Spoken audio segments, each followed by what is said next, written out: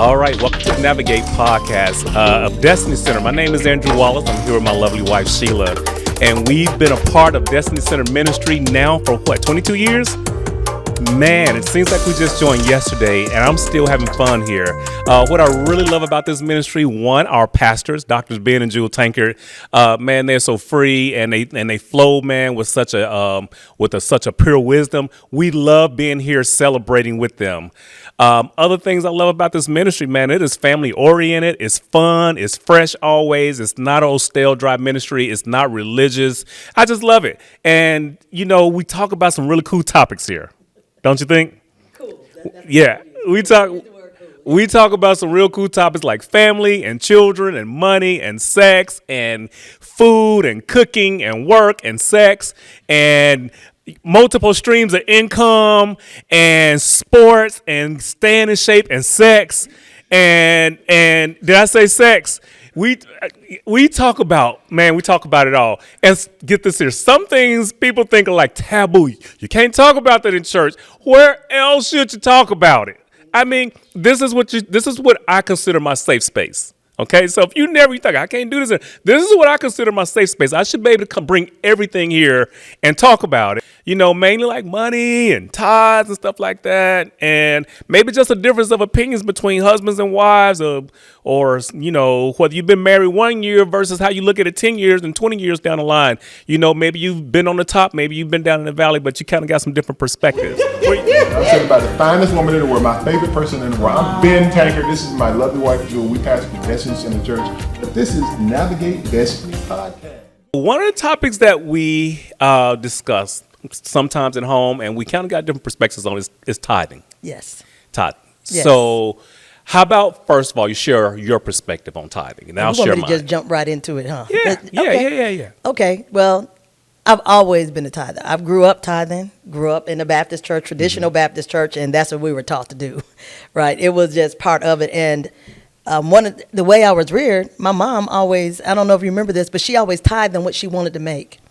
But she was well-to-do, so that wasn't hard for her to do. But in her mind, she was operating in faith before I really even knew what faith was to that extent. So I saw her do that. Now, I didn't do that, but I saw her do that. I understood the 10%. But I didn't understand what she was doing. And so tithing and offering and all the legalism of it, learned all of that. Where I am today, I do believe in tithing. I will say that openly. I believe in tithing. I know there's a lot of controversy, a lot of conversation out there. I believe that you have to work out your own soul salvation with fear and trembling. And it's a matter of your opinion. I know you're a little bit different on that, but I feel like that's between you and Jesus and nobody else. Ooh, you got some good deep answers. So that's my deep answer. I'm just playing the lay person here now. So what if I'm walking in off the street? What is tithing? I've heard of this. I don't know what it is, and I hear people saying these things. I went to a church in another state that said some of the exact same things y'all said in this church, and I heard it on TV the exact same. Exactly. I'm a new person. What is tithing? 10% of your income. It could be your gross. Well, now, I'll say this. I was reared that it can be 10% of your time. It could be 10% of your talent. It could be 10%. So, again, I would lead that person back with grace. I wouldn't give them a biblical, this is what it has to be, and this is the legalism of it. I wouldn't do that. I would tell them, one, I would go from the grace route. Because if they've never tithed before and they don't understand that and they don't give and they're coming off the street, they don't have a clue anyway. And so to get them to that, I would not tell them that they're blessing, meaning that they won't be blessed if they never do it or anything like that, because that's kind of what got us here today. I feel like they were buying, if you will. I've seen a lot of talk on social media where people talk about, is it an insurance so that I don't have all these problems? I don't believe that. I don't believe that because, you know what, we're going to have some challenges. So if I think that I can buy my way out of the challenges, then that's a problem. So, I mean, and like you got to understand me. You know how I am when I'm talking. I'm going to give them grace. I'm not going to give them legal. Tell me what you think. Okay, so I'm coming from a perspective of like one of my gym buddies. I really just want to know what tithing is. And that's kind of how I came into this. I really wanted to know what it is. Like, so I have to do a deep dive study and everything. That's just my makeup. That's my DNA. If I'm going to move somewhere, I want to know what the property taxes are like. I want to know what the schools are like, what the police departments are like, and the hospitals are like. So when I came into this arena of tithing, I really wanted to know what it was about. So I did a deep dive study in it, and there's actually biblical principles behind it. There's some scholarly principles behind it that talks about it. So what I've learned over time is that there was actually 4 different types of tithes that were specified in the Bible. So there was the Levitical tithe. Right. There was the festival tithe. There was the, Levitical, festival.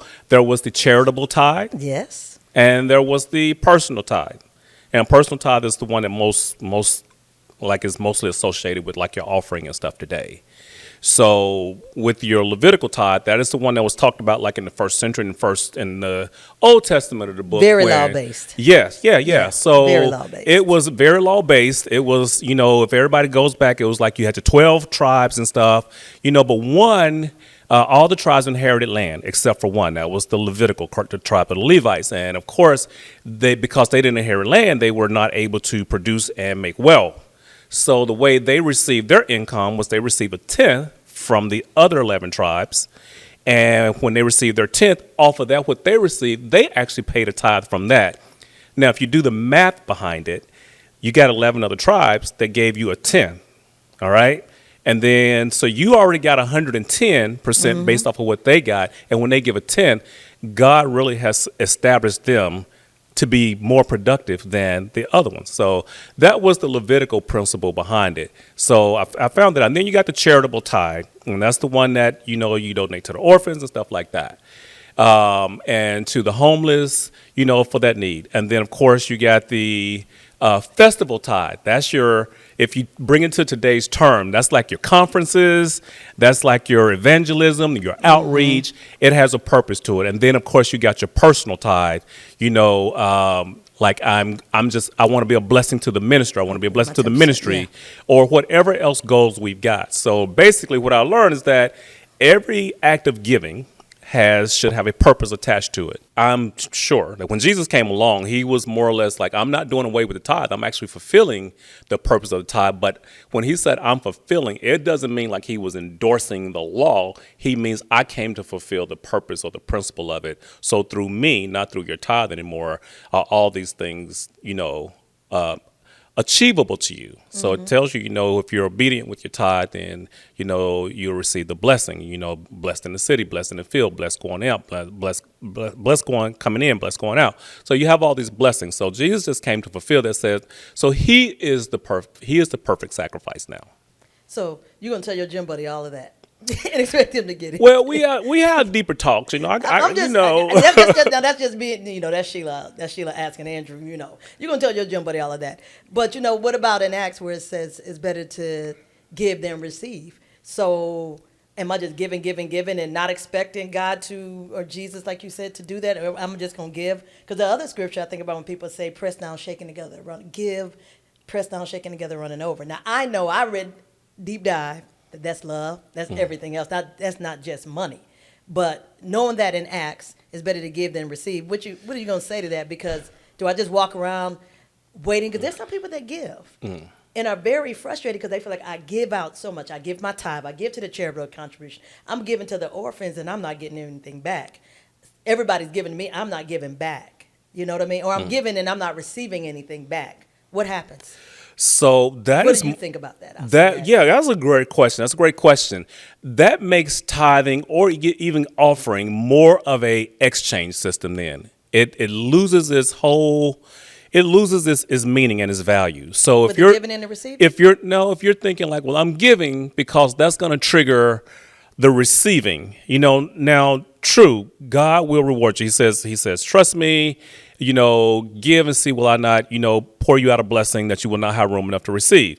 But he said, trust me. So it wasn't about you believing in the act. It was about you trusting in God. So we believe in a lot of things. Our trust issue is where the meter is a little on the low side. So I can be without, and I'm still going to trust God that, man, we're going to eat tomorrow. That's what a lot of people. You got to be a believing believer. You got to be a trusting believer. You've got to be a practice believer. It's one thing to say you're a believer, but if you don't practice, it's going to be hard to see results. It's like going in the gym and say, man, I got a gym membership, but if you never go, it's hard to see the results. You've got to get in there. And guess what? When you're getting results, it's not always a feel-good experience. There's sometimes I go to the You gym. better say it with your chest. You mean that, don't you? Talking from the chest. Yeah. Yes. But for real, I love to go to the gym every day. But all the way there, I'm having to constantly tell myself, all right, 1 rep, 2 rep, 3 rep, 4 rep, 5 rep, 6 rep, 7 rep. It's kind of like speaking in tongues, but it's gym tongues because I'm telling myself to do these reps before I get there. But when I'm dealing with my money, it's the same way, man. I'm speaking that word constantly over that. And see, we'll do it here on Sunday, but we don't do it during the day. Did you have that revelation when you were a child? Because like I told you how I was taught. And I had to learn and unlearn some things when I became an adult. But did you believe that growing up, or did you do your deep dive when somebody asked you? This is crazy. I never had a mentor. I would say before I was 15, but there was one day I was in the neighborhood with all my friends. We were 15. I was about 15 years old, and I just blurted out, "I'm going to be a millionaire one day." And everybody looked at me crazy because there was no millionaires in the neighborhood. Nobody ever said anything like that. And then I got this inclination to like go through these rich neighborhoods. I would catch the bus, get off about a quarter mile away from the neighborhood with my best shirt and best pair of pants and walk through the neighborhood. Right. And I would look at all these houses and decide this is what I wanted in life. And from then on, something just got ignited in me. So that tells me that a lot of times it's not about all the education you get. It's not about who you know. Sometimes it's really about your exposure. Where do you go to? Where does God lead you to? And then you willing to open your eyes, because some people can be in the middle of Beverly Hills and eyes still be closed. Just like you could be in the middle of church and your ears and your mind and your eyes and your heart is still closed off. That's why you never see what God is doing around you.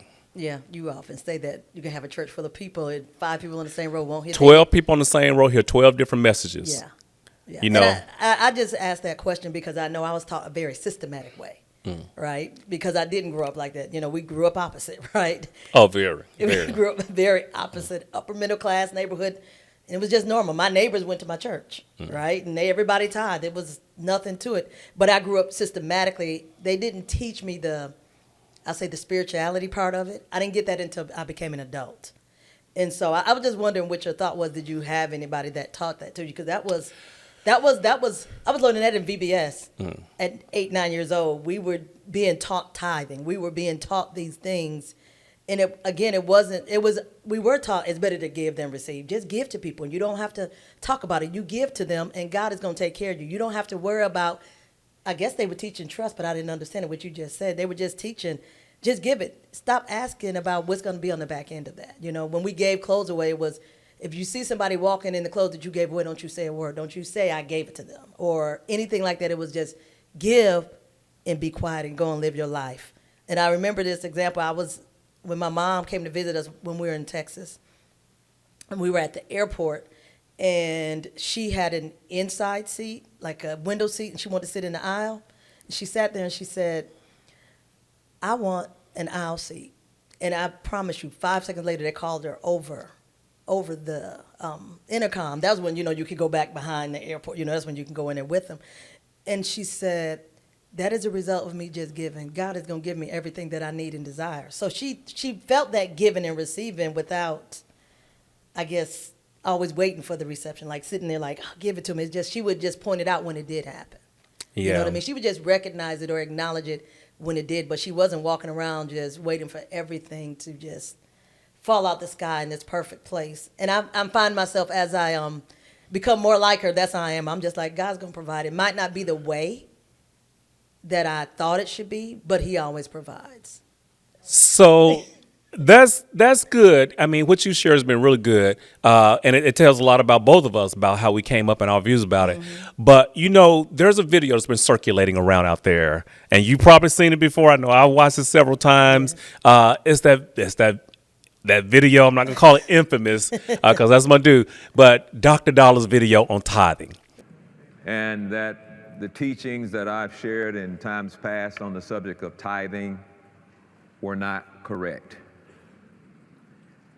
And today I stand in humility to correct some things that I've taught for years and believed for years, but could never understand it clearly because I had not yet been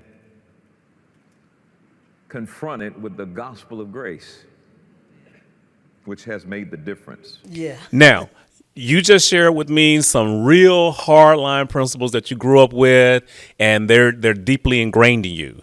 And I would have said maybe 10 years ago, man, this is how Dr. Dollar was coming too. But one day he gets up and says, hey, everything I taught, every book I wrote on this, every song I sung, every note I wrote on a handkerchief, whatever, he said, forget it.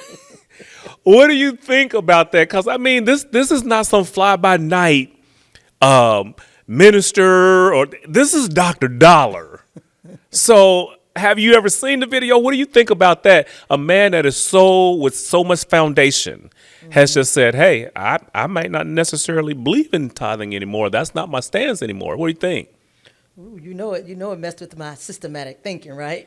Oh, yeah. And I'm not going to leave you out there by yourself, because we've got another guest, somebody you're real familiar with. We're going to invite our own Dr. Ben up here later on, and we're going to let him straighten you out on a lot of things, okay?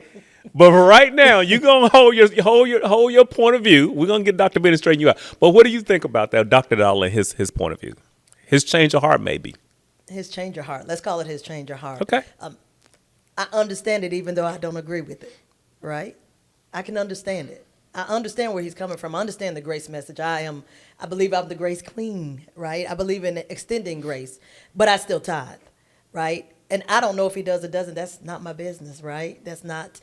I think his point was more about the grace and letting people, what I said earlier, not judging people if they do or they don't, and not saying that their blessing is tied to it. I don't know everything. I haven't had a conversation with him, but that's how I took it. It wasn't so much of, don't you ever tithe again, and if you do, you're not doing this. No, I think he was more focused on the grace. Okay. So I got a question. Okay. So you said earlier, tithe is 10%. Let's just say I make $100,000. Okay. Yes. Just throwing that out there, and I tithe off of that. Mm-hmm. And let's say that I give an equal amount for offering. Okay. So let's just say I give $1,000 tithe and $1,000 offering, just to make it simple, round numbers. Okay. So, but what if I come in here and say, you know what? I'm going to give $2,500 offering every week. Am I covered? Are you covered on? Am I covered because I said I don't pay tithes? So if I do it your way, I should pay $1,000 in tithes, $1,000 in offering. But I'm just like, no, I'm not going to do tithing anymore. Or is it semantics the way you're doing it? Because I'm saying I'm really fulfilling what Jesus wants. He just wants me to be a cheerful giver, and I'm giving. I just may not get into all this tithing stuff, but I am giving. I'm giving over and beyond. So am I good? Am I not good? Is it the semantics that's going to keep me searching or keep me out of heaven? What's up? What's up? You better back that down some a little bit. You better you raise your little shoulders up, back that down. All right, church girl, answer me though. Am I good or am I not good? Am I straight or am I not straight? I'm going to say you straight. You know, I'm going to say you straight. So I really don't have to tithe then. No. Let me finish my thought. Okay. Because you keep interrupting me now. All right. Let me tell you why I'm going to say you straight. Okay. Because according to all your Levitical and your charitable, you are, because this is a nonprofit charitable organization. So yeah, you straight. And that's what I would tell anybody, depending on what their view is, because I go back to what I said in the beginning. I'm not tying it to your blessing. I'm not tying it to if God's going to do it and all of that, because that's where we get into it, debating the word about that. Now, in Ecclesiastes 7, it says that you don't have to go back and keep trying to say this was the good old days. This was the good old days. So back in the good old day, everybody tithed and do all of that. So when I read that scripture, I got more grace and understanding. So I'm not going to be stuck on that. So no, I'm not going to judge you for that. If you want to give $2,500, that's fine. Pay $2,500 to the church in your tithe and your offering. Okay. Right, and then $2,500 to your wife as your charitable donation. Oh my goodness. Got him.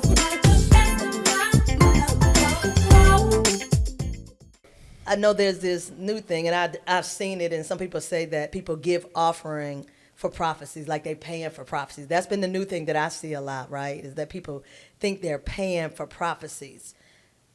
What do you think about that? I know what I think. I'm going to tell you after. No, I'm going to tell you before, because, people always say, I want to go after you. No, let me tell you what I think about that. Nobody's paying for a prophecy. Now, if somebody thinks they're paying for a prophecy, you just correct that thinking, but I don't think you're paying for a prophecy. If God has told me to give, I'm going to give. It doesn't matter if I get a prophecy or I get a word or not. But I know some people believe that. What's your thought on that? So my thought is that you should not be compelled to give. So Compelled. What do you mean? compelled, Forced? emotionally coerced. Okay, so that's kind of a sticky little area there. I believe that you should pray about your giving long before you set foot across your threshold. I mean, I'll But invite. everybody's not like you because you do that. I mean, No. you will have your tithe envelope and everything written out Saturday, Friday. So, but everybody, the average person is not doing. They come to church, and I can say this because I'm a church administrator, right? Most people come to church and they're waiting to hear, like seeing if it's going to be a special offering and all of that. So what you're saying, like you saying, I believe that, but that's how you've always been. So, but the average person is not like that. The average person is waiting for the emotionalism. Well, yeah, but so let me put it like this here. Then, my attitude comes in defined by my increase. So I'm not gonna. I can't be a $2 or $3 giver anymore. Not because I'm better than that or bigger than somebody. I've gone through too much territory. Okay, when I was in $2 and $3 territory, I was just believing to keep my gas tank filled up. I'm in a territory now where I'm believing to own 4 and 5 cars. I can't be the $2 and $3 giver anymore. My lifestyle don't say $2 or $3 anymore. You should be willing. Your lifestyle and the perspective I come from is always gratitude. I'm always grateful. So here's the thing. If God gave me a car today and it's like, okay, this car's going to be in my life. If he told me this car's going to be in your life for 3 years, when he gets it back, other than mileage on it, it's probably going to look the same. Now, that's the difference between us a little Now, bit. that is the difference. That's the difference between I'm us. gonna ride that. She going to tear it up. The radio I'ma ain't going to ride work that no puppy. more. The It's gonna windows be- may go up or down. It ain't It's going to be some washed. sticky fingers on there. She It's going to have be some real estate signs in the back. And, you All know, that. she got the tithes My and business offering card's juice gonna be back in there. I got the offering. I got real estate. I got. She turkey, got I mail that ain't kids. open from 3 houses ago. She got all that in her car. My car, you will be comfortable. You will feel like you're on a Greyhound in a car or something, or American Airlines plane in a car or something. So that's But to different. be fair, nobody gets in your car but you. Because you got to pass the test. You got to pass the test. You can't just get up in here smelling like smoke. If you don't put a towel on my seat and you just came out of gym with me, no, but you get to ride one time. Next time, no, bro, I got to go somewhere, man. My mama calling me. So something like that. But what I'm saying is, if God gave me that car, it's going to pretty much come back to him the same way, because my belief is that it's not my car or it's not my house. It is mine until the blessing is made for somebody else. Because Mine is pressed down, shaken together, and running over though. okay. See, my car is pressed down, shaken together. It's been tried and tested and true and. But the only reason yours is pressed down is because you're trying to make room for mine to get in yours too.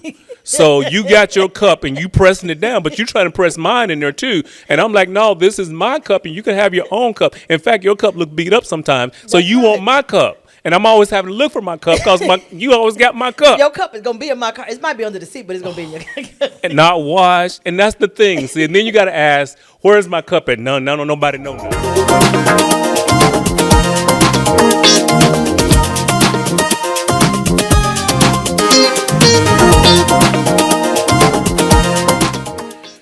Well, the question was about, I guess paying for a prophecy. And I said, no, you shouldn't feel compelled when you walk through the door, but you should be in such a space of gratitude that there is no limit. When I just gave $150 in, but then the prophet just got up there and said $1,000, and then everybody comes up and give their $1,000. They get a prayer. Then the person that give $500, they get a prayer. And then it's like, and everybody else that got anything left, whatever God told you, and then they come through and they just walk through the line. I'm the one that just walked through the line, and I only had really like $12 to give. And I feel like now, if I had had 1,000, maybe they would have blessed me. Okay, so the way I see it is for the person that came through with $1 that needed a prayer, maybe got a prayer. One that came through with $10 got a prayer, wanted a prayer, maybe got their prayer. One that came through with $50, wanted a prayer, got their prayer. I came through with $2,000. I've already gotten my prayer. I'm somewhere else now, And I'm not doing that to overshadow them. I'm doing that because I'm grateful. It's like, God, you've already blessed me. But that's not and usually guess how what? it works in the church, though, Andrew. That's not. Usually it's the opposite. Because people. Usually it's the $1,000 person that gets their hands laid on, and some- then the $12 person is like, you get your $12, and then I walk through and I'm standing there Yeah, like, but they we- didn't lay hands on me. But we've got to mature to the point to where it is not about you laying But I hands. got $12. I'm trying to to get my blessing. You want me to be mature? I only got $12. but You see, done gave $1,000, and I gave 12, and ain't nobody laid their hands on me, and I ain't going back to that church because they only pay for they only pray for the $1,000 and the 500ers. But see, they ain't paying for no $12. But see, that's not a reflection. That's not a reflection on you. But it is because you don't care about me because I only gave $12. Andrew, I'm saying that you're saying the right answers. I'm telling you what people feel for real. I know. I feel you. And But see, because you $1,000 giver, so you. But I wasn't always $1,000 but you giver. ain't looking for the prayer. But and you know what? you got eyes. You see what happens in churches. I do. But you know what? Sometimes you got to be the one to say, "Hey, let me just put mine up there and step away." It is not about me getting prayed for right now. My last $12, and guess what? I was gonna go over to Whataburger and get something, and then I got to get my kids something, and they ain't pray for me. I'm getting a little tear here for you, so I am, because I'm like, man, if people really believe that. No, I have been through lines when I had one in my pocket. I want to give something, but I just don't have it. And I've been through lines where, man, I gave $10, but I was like, man, one day I'm gonna be able to get 25. But now I look back at 25, I'm like, oh my gosh, I would have never thought I would have been up to the $1,000, the $1,500, and the $2,000 line. But that wasn't because there was an exchange up here. It's like, I shake your hand, now I got, no, it was really opening up my eyes to say, God, I trust you. And that's the transaction that's happening up here, is that, God, I know I'm not buying favor from you. I am doing this to demonstrate my gratitude, and two, my trust. I can't go back to being ungrateful again. I can go back to being broke, but my gratitude is always going to elevate me back up. No. Hear what I'm saying. You can't go. No. Back to being I'm not broke. saying I'll be broke. I'm not saying I'll be broke. I'm just saying it is evident to me as gravity. You're talking about. I'm saying that if I go, no, I'm not talking hypothetically. I'm talking real world. If I go broke tomorrow, my gratitude is just going to slowly elevate me back up. It's just like holding a air-filled pitcher down at the bottom of a pool. As soon as you take your hands off, it's going to pop back up to the top. So to me, being broken in part is like something holding you down underwater, but you've got that air inside of you. You got that anointing. That gratitude is what it releases, and it's just going to pull you back up to the top. So my belief system is really, no matter what happens, my gratitude is what brings me up. My gratitude is what sustains me. That's why I keep my car clean, because I'm grateful. Not because I think I just do a better job of keeping a clean car. That's why when I'm at home by myself, 7,000 square feet, I clean myself. Sweep that floor. I will sweep the floor because I enjoy every last square inch of that floor. I will dust every countertop because I enjoy and appreciate every last countertop. I'll go and flush every toilet because I enjoy every last one of them. Right. But check this. Guess what I want you to enjoy so much? What's that? Is their closet. I knew it was going to be a stuff. So I tell you what, we're going to come back after a short intermission break here. It's been a whole lot of fun talking with you so far. And we're going to pick up with some more of this later on with our very own Dr. Ben. Absolutely.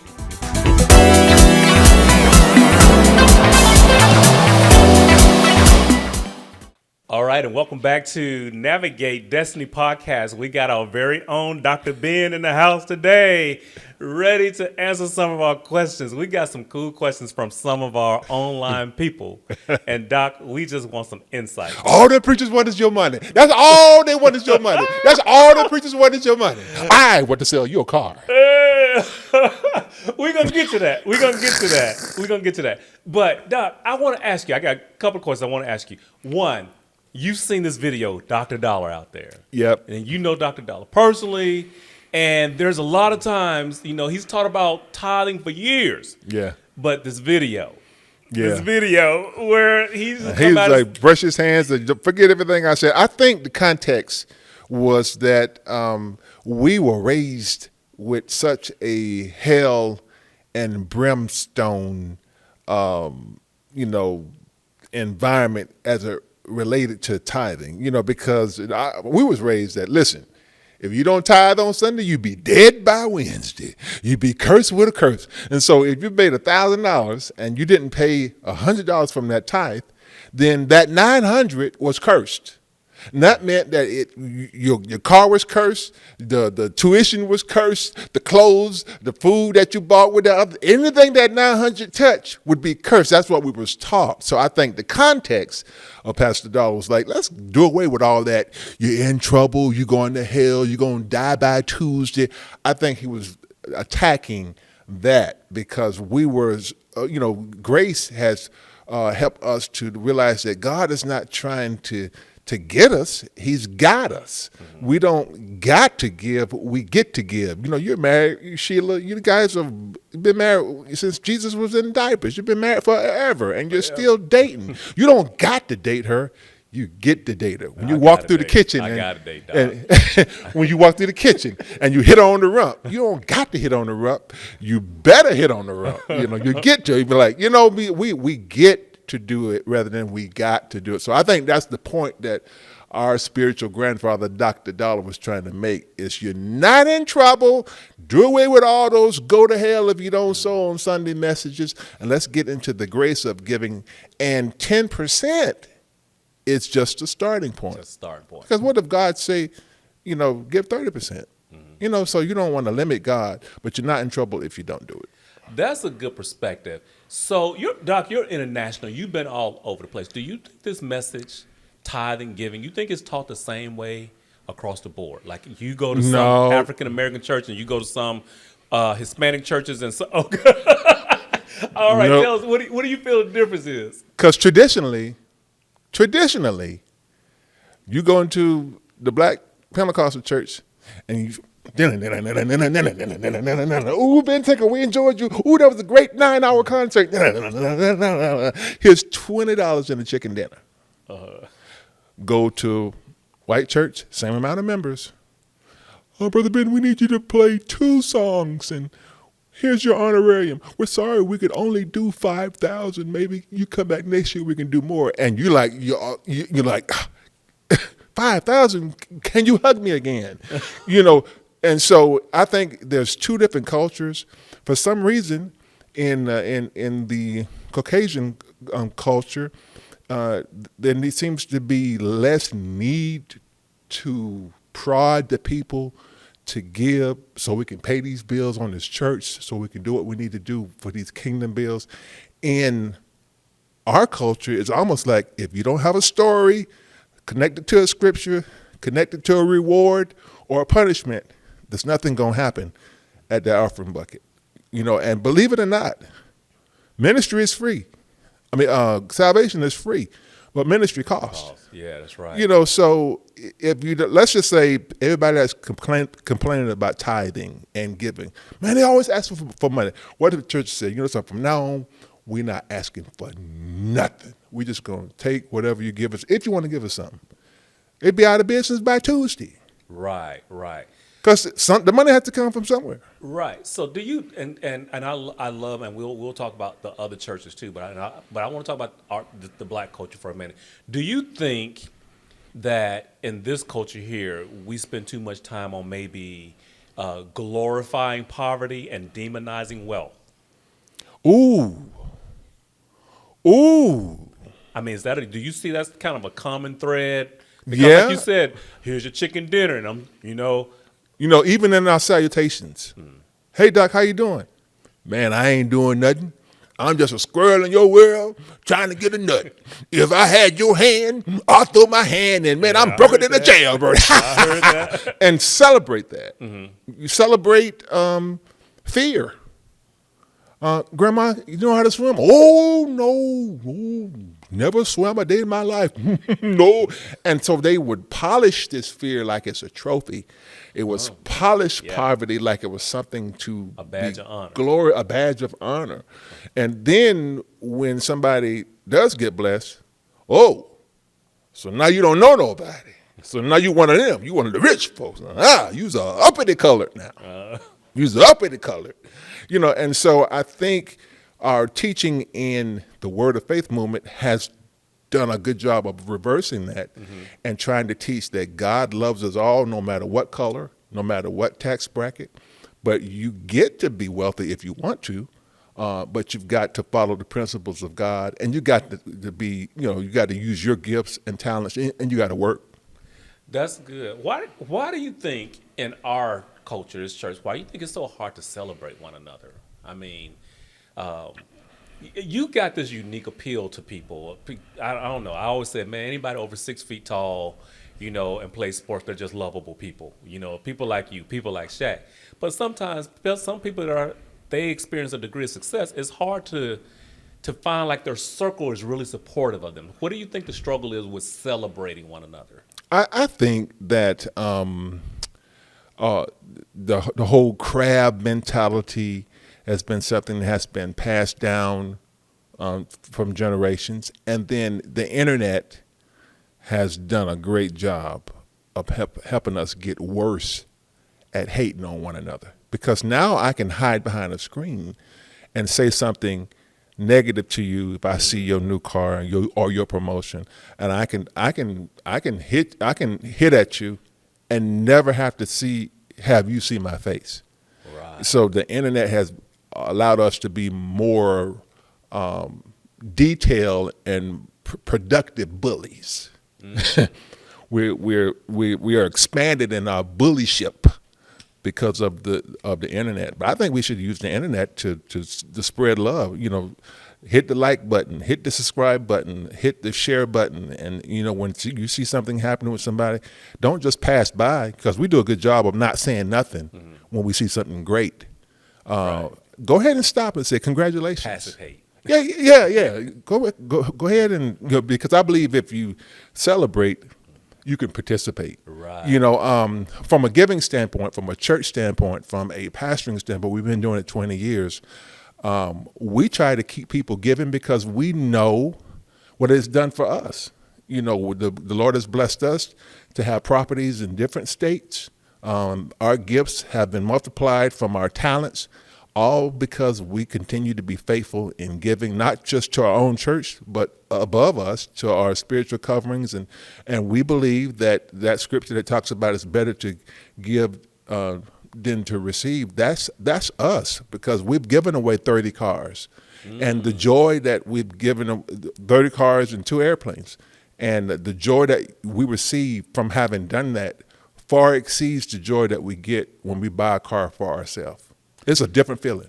That brings a good point. And that's good. I'm going to pivot on you here for a second, though, because you used it. Now, you opened up. You said we. Mm-hmm. Has there ever been a time, and I want to ask you another question with this. First of all, do you and your wife, Dr. Jewel, all other spiritual pastors, first of all, do y'all share a bank account? And 2, have y'all ever had a time where the Lord told you something, but he sent an angel to tell the other one something instead of telling y'all both the same, like give 1,000, but then told her, no, Michael telling her, give 10,000. And you're like, I ain't hear that, but she's like, no, honey, I heard that. We do have an account. We have several accounts. We've got a couple of them together. We traditionally have not done good with having the same account because she will spend out the account and not say nothing, but when I spend, she like, what, excuse me, sir? Excuse me? So she checked me, but then she do what she checked me for. Jesus on the main line, setting me free. Come on, Pastor, you preach. What the other part of your question was? So have you ever been sitting in Lord told one person something and the other didn't tell him. Yeah. Well, I had to teach Jewel how to be a more liberal giver and a more liberal tipper. I'm a $100 tipper. If I'm going through the line, we usually are flying our plane. But if we're not on my plane, if we're going American, if we get there late, which we normally are going to get there late if she's going with me. So I'm struggling trying to check in. The line is all the way backed up. I'm going to the front of the line. I'm going to take a $100 bill, and I'm going to tell the sky cap, listen, sir, is this the VIP line right here? And I'm gonna hand him the 100, and he goes snatch the 100 and say, yes, this is the VIP line. You're in the right place. And she and I had to teach her how to give big tips. When we go to the restaurant, she was stuck on that $5, rounded up to the next, $3 or $4. And I was like, you have not made an investment in the server that's gonna make them remember you. I remember when we ordered some pizza one time, and the pizza was $26. And I gave him the $26 for the pizza, and then I gave him $100 tip. It was $126 for a $26 pizza. And the next day, pizza place called. It's this guy. He said, listen, y'all need some pizza? It changed my life. It changed his life because I made a mark that couldn't be erased. I had to teach that to Jewel because she was stuck on $2, $3, 3% tip, $5 tip. I had to teach her that. I think me and my wife, we're like the opposites of y'all. I believe my wife is more like you. She's more liberal. I kept receipts from 18 until 40. Every receipt I ever had in my life. That's too much detail. I had like 5 shoe boxes of receipts. Oh my God. From the time I left home and joined the military, I bought my first Snickers bar. I still had that receipt. I came home one day and my shoe boxes was gone. When did you stop doing that, didn't you? I stopped doing that. Oh, Jesus. I just need to know when you stop doing I was on a roll up here and I stopped. I stopped doing that when I decided one year Tell the truth. if I can just have a minute. I stopped doing it the 1 year. I decided, okay, I'm going to go on vacation and just have a good time. And I'm not going to put anybody in any boxes like, we can only stay here. We can only do this excursion. We can't eat here. It's like everything goes this vacation. And it was kind of liberating while I was there. Now, when I got back, I was like a junkie in the bathroom. I was shaking under a blanket. I was like, what did I do? What did I do? But it really wasn't that bad. So I learned how to, it was a practice. So for some people say, well, I never tip when I go out. I didn't start out tipping to be impactful in another person's life, or as we say, be a blessing. I would tip like, let me give $1 here. Let me give $2 here. But, sometimes God don't send you in some places just for a good meal. Sometimes he sends you in there to actually be a blessing. Yes, you get a meal while you're there, but sometimes you're like, man, I've been walking around with this $50 all day long. You're made to be a blessing, not just to receive. Exactly. God just hooked you up and gave you a good meal while you were there. But you got that $50 out the bank 3 days ago, and you've been walking around. It's like, why am I got this $50? And now I'm not compelled. I am inspired, excited. It's like, I've got to get this to this person. And you're just like, man, they only brought me an extra thing of jelly, nothing else. But, man, they did it so good. Right. And you gave it to that person. You know what? That person recognizes you from then on. Like you said, every time you come back, it's like, hey, we got your favorite seat over here. Come on with me. I saw you getting ready to sit down, but I ran up here and got to you first. Right. And you just get this amazing service. And then you hear the story behind it that I didn't know that or you wouldn't have known that this was going on in my life this day, and that $50, or maybe it was $250. That's when God really inspires you, because you will hear the figure. You won't know the outcome. You were just a piece in that puzzle that God helped to bless that person with. Is there anything, okay, I'm going to get you out the pulpit for a minute. Yes, sir. You're no longer senior pastor of Destiny Center, Shelbyville. Right. Okay, you're out the pulpit. 2 services on Sunday. you're in the pew. All right. When it comes off tithing and offering time, is there anything that can be said from the pulpit that can increase or decrease your giving? Or it don't matter. It's just no matter what's happening, what you're going to do is what you're going to do. It doesn't matter. Or does it? It does matter for me. And I'm jumping totally out the pulpit right now and jumping totally just into who Drew is. So you want to know my DNA. I like content and to be taught. I personally, especially in this culture of a church, I think there's too much emotionalism.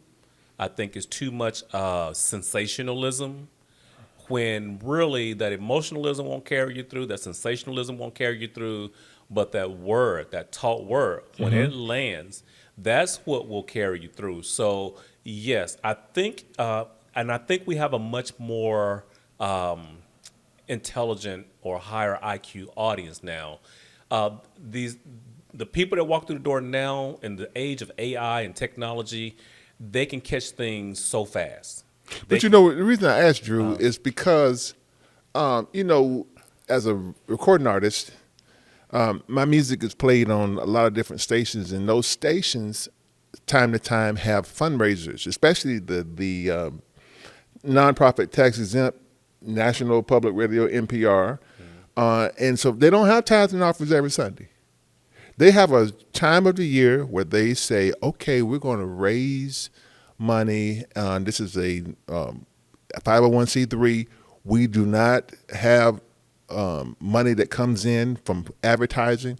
We need to raise this money to pay the bills for the year." It would be great if I could just come to the microphone and say, "All right, Destiny Center, we are going to have our fundraiser for this year, and you ain't gonna give it one time this year, and we're gonna have the budget for the whole year."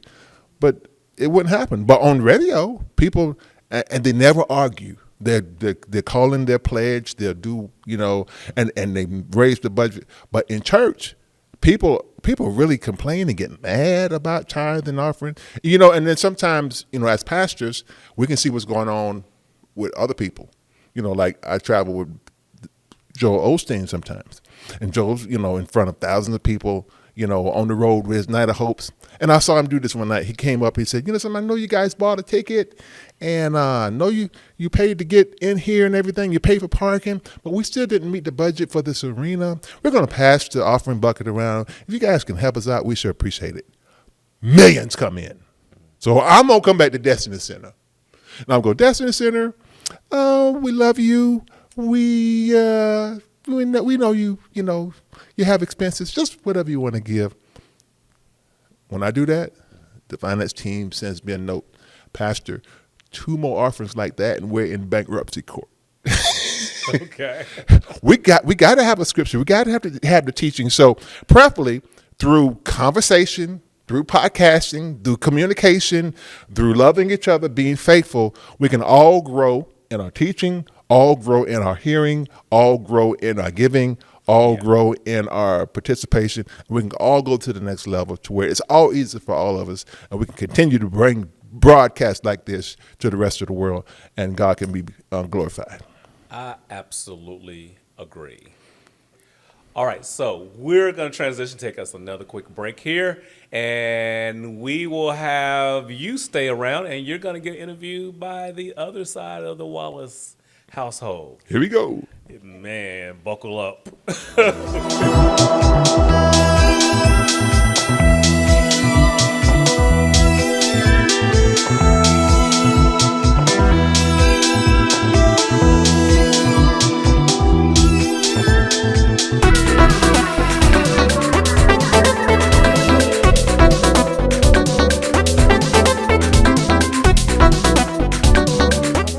Ben Tankard, how are you tonight? Hey, Miss Executive Director of Destiny Center and Ben Tankard Ministries Worldwide. You better give me all of that. All right, I'm Miss Sheeta. I'm Sheila to everybody else, though. You have been serving in our church for over 2 decades, and we appreciate you. Thank you so much. You are much. in the weeds. We talk about tithing and offering and people and attitudes and conceptions and misconceptions, and you've seen it all. Your ear is to the ground. Yeah. And this is the 3rd church I worked in. And I said I would never work in a church again before I came here. Like, that was my thing. I'll never work in the office. They're never going to get me to do that. And then when I started this, I started in children's ministry and said, never working in children's ministry again. So when I started being the church administrator, I gave myself 2 years. But here we are 20 years later. But I had given myself 2 years at that time. Yep. And this is what I see from, I'll say this, I'll talk to you from the administrative side, and then I'll talk to you from my personal opinion. But from the administrative side, I think people just want to know everything. I don't know how it is in the Caucasian church. I don't know. I've been to a couple of them, and I know how they give reports. I went to one church recently, and they gave a report for the last year. The pastor was up there, not in a wife beater, but close to it. Right? He had on the T-shirt, Rolling Stones T-shirt and some jeans, no shoes. I'm not talking about shoes with no socks. I'm talking about no shoes, no. He was Wow. barefooted. Looked like he had just got done playing soccer with his children. Mm-hmm. And he gave a whole synopsis of everything that they've done in the church. Everything. I mean, like, every dime that was spent. I think we do that in our culture, but we don't go as deep as they did. Mm-hmm. You know what I mean? And in our culture, people want to know where every dime is. So if I give you $5, right? I pay my tithes and I give you $5, you better tell me where all $5 went. Not just $4.99. I need to know where that extra penny went to. Right, right. So I think that I think that's the difference in our culture. They want to know every detail. Let me ask you this: Why don't they do that at Walmart? Why don't they go to McDonald's and they ask the manager? I was here last week and I got a Big Mac with fries. I ate the meal. I was well nourished. The Sprite was good, but I want to know what you're doing with the money. Why have they never done it with Now, a I restaurant? heard you ask that question before. Now, this is my brainiac. But they do it at church. But let me tell you my brainiac on that. Because the pastor done buried their kin, married them, counseled them, but they want to know what the money went at church. But at the McDonald's, once they eat the meal, that's it. But Why is it that? Why is it that way? I ain't mad. I'm just asking. now, let me tell you what my perspective on that is. And I think that's why they don't do it. Because they have access to it. Even if they don't know, they have access to it. I can go on McDonald's website right now. I can go on Walmart website right now. I can go on any of those places. They have a charitable giving portion. They have a report they have to give out because of all these laws. So they may not know that. They may not know what that detail said, but they know they have access to it. So if they do something wrong, those people are going to be drugged. You know, if McDonald's is mismanaging money, you know, if the CEO, you know, they're going to be all over it. So Right. I think that's the difference. I mean, like, I think it's kind of a odd comparison, but I think with the church, they want to know every little detail. If you got a new car, okay, why? How? Did that $22 I gave last Got you. Sunday, Got did that put you. the gas in the car or did that buy your, I mean, and I think it's just our culture. It goes back to, you know, it's our culture. We just want to know that you ain't doing wrong by me. It's the negative connotation instead of thinking that they're muzzling the ox, Right. right? Got Thinking you. that they should, you know, take care of it. My job is to just do it. And I'm not saying I don't ask questions. And you saying that's the black church? I am saying that is the black. I am saying that is the black Got you. church. Got you. So does the Yes. black church want their pastor to have a Cadillac or not? Absolutely. It's bragging rights. Oh, got you. Yes, I want my pastor to drive in the best. Depends, though. Is it a small church? Okay, my pastor can have the best, but his wife can't. Or my pastor can have the best. My pastor can have the best, but why his kids in private school? But I also think that it's based on your background, right, and what you think. But I think that's just something that has been in the black church for a long time. You see they're polar opposites. You have some churches that are okay with their pastors being wealthy and they having it, but they still might have a challenge with the wife, the children, or somebody else having too much because they want to know where it came from. Right. You know, I was at a church where a pastor, they did do well, but the wife still was a teacher. He said because they ain't going to take care of her if something happens. And it was his mindset that because he knows how we are. You know, so we better it was okay if they had insurance on him, but not necessarily her. And I'm not saying that people hate pastors' wives. That's not what I'm saying. Right. You know, I have a different affinity to pastors' wives because I understand I've seen both sides. Right. But on my natural side, do I think motivating people and all of that? I don't know if it works. I think they might get caught up in emotionalism, but on Monday they regretting it. That's interesting because, you know, the fiber of financial thinking in the black church seems to be at a higher level than in the Caucasian church. In fact, I had this question so often, Pastor, should people have prenuptial agreements when they get married? You hear that all the time in the black church, especially if the guy owns a lawn service. It used to be with just millionaires, people that was sports but now if you just own a Subway or own a lawn service, you know, you get engaged. Got the maid service, right? I need to go talk to pastor because I'm thinking about getting a prenuptial. Why should the pastor have to know about that? That's you. I agree, but people want their approval, and they also want somebody to blame. Oh, now you done started something. I got to have your approval. You done started something on the podcast. I got to have your approval, but then I got to have somebody to blame if it doesn't go I got to right. have a scapegoat. I got to have a scapegoat. If anything goes wrong financially in my life, It's because I gave you that $22. It's because you gave me bad advice. It's because I tithed and you spent it the wrong. I've seen it. I've been on both sides, and I just. So if you pay for a prophecy and that prophet don't come, It is your fault. come pass. Now, Dr. You Ben, want your money back for that. Dr. prophecy. Ben, I ain't even paid for it. But remember how many times y'all told me suddenly, and remember I came to you? I was like, that was the only prophecy that I got. Now, I wasn't given for that, but you get what I'm saying? I didn't pay for that, and I still was like, when is this suddenly going to happen? Well, it suddenly has happened suddenly many times. How long is suddenly? So when people are paying for that prophecy, well, I gave that money, and the pastors, and they know what my need is. They know what I have going on. And they saw me give that prophet that came through here $300. So you hear, as our executive director, you hear some of this chatter. Give me some more of the stuff the chatter that you hear. Dr. Ben, I ain't about to sell. Y'all out. Come on, I ain't now. gonna sell y'all out. Give me But you some- know my ears to the ground. What else they be saying, Sheila? Tell me what the members be saying. Members. It ain't just the members. Hey, there's a network amongst administrators and the members. The people are the same no matter where you go. What I can tell you is that in every church in every America, there is a Sheila. There is everybody is the. There's a they. There is a they in everybody's church. They tell me that. Yeah, they tell me that. I want to hear some they stories. What you want to hear? Is it always about the money? What is they saying the most nowadays in 2025 about giving and money and tithing? Do they think the church can run without giving, or what do they think needs to happen for the church to operate financially today? This ain't my mama's church. We ain't doing it like we used to. So does That's what they saying. So They that saying this means ain't my mom. This ain't my daddy's church. We need to go from take tithing from 10% to 20%. We need to get rid of the 10%. We need to have dues. We need to have pledges. What do they think? Them dues and pledges need to do on. They need to go on. I mean, I'm just telling you what they thinking right now. You know, back then you had to pay dues if you were in the choir. You paid dues if you were an usher. You pledged this. You did that. And I think because so many churches are multicultural and a lot of black people have visited those other churches and they realize that, hear me, it don't take all of that. Let me just give.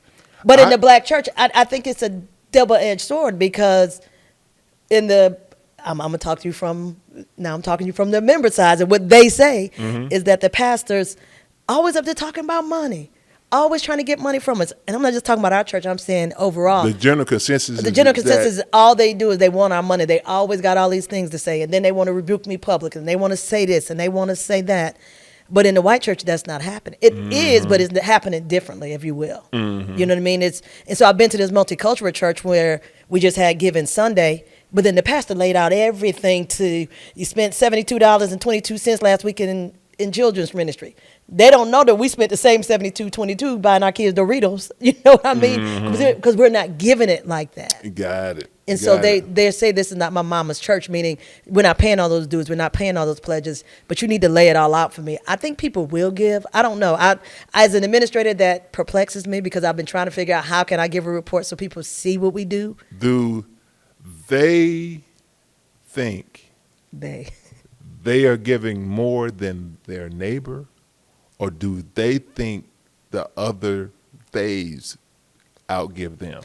Oh, no. Now, see, they think that there's a hierarchy in the church amongst the givers, amongst the members.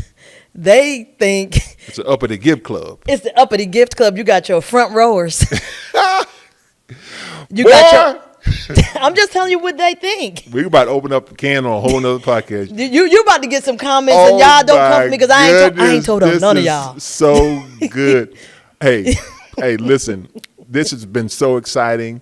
And this is going to keep going. Navigate podcast. We get into the weeds. We talk about stuff that's not comfortable, and we don't even have the answers. We're still trying to pray it through. I'm still trying to figure out who they is.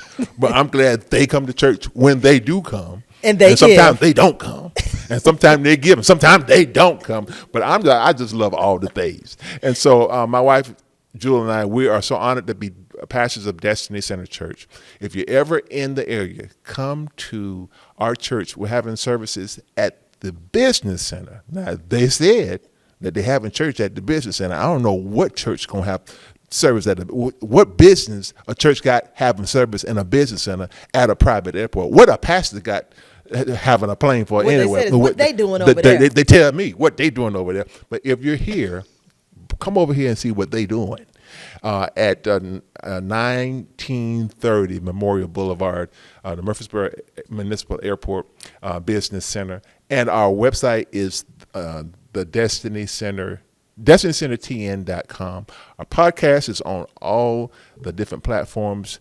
Please like, share, and comment, and we look forward to seeing you next time. Andrew, you were the bomb. Sheila, you are always awesome. You've been keeping this church running and keeping the things straight for so long. But we love you, me and Joe. We'll see you next time on Navigate Destiny Podcast.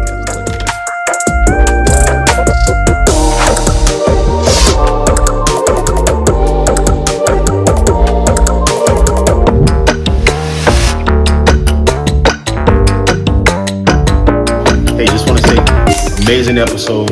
I mean, all the episodes are great.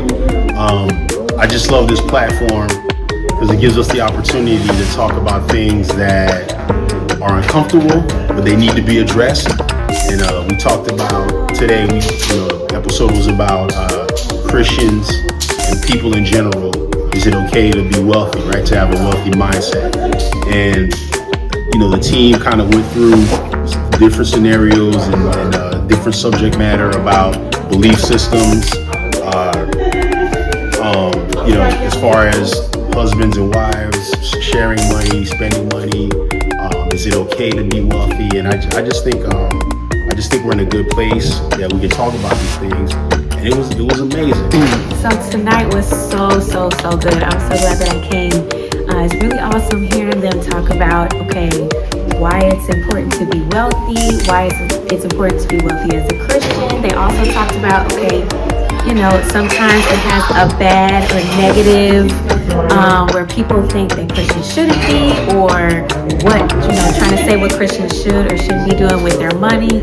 But they addressed all of that. It was really good. They also addressed the whole marriage piece. So, it's not necessarily where it's just the husband that makes the money, or it's just the wife, or just fitting into certain of the cultural roles.